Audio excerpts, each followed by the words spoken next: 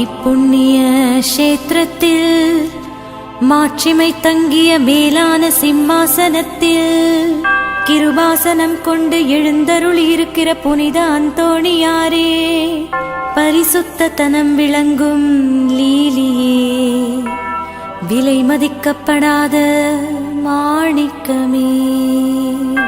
புனிதரே, தூயரே, அந்தோணியாரே, அருட்கரம் உலகெல்லாம் அரவணைப்பது போல ஐயாவும் திருக்கொடி அழகாக பறக்கின்றதே.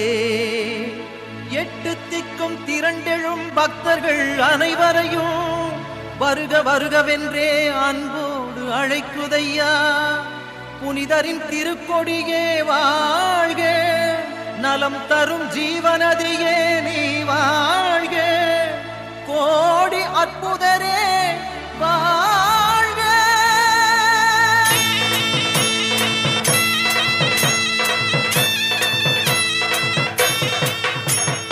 ஞானத்தை படைத்த இறைவனை திருக்கரங்களில் ஏந்திடும் புனிதரே, போல மிகுந்தவும் கொடியும் இரு கரங்களை விரித்தே அழைக்குதே.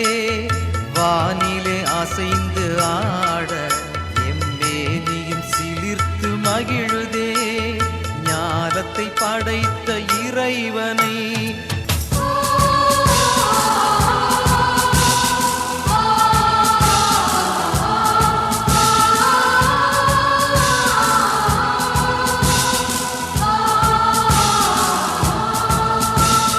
வியப்பினில் ஆழ்த்திடும் வழிகளில் அந்த இறைவன் நம்மை நடத்துவார். சொல்லுதற்கரிய செயல்களை தினம் புரிந்தே நம்மை வளர்க்கிறார். அவரது பணிகளை தொடர நம் புனிதரை தேர்வு செய்தார். செவ்வாய்க்கிழமை உன்னாளாம், அன்று ஜெபிப்பவர்க்கே திருநாளாம்.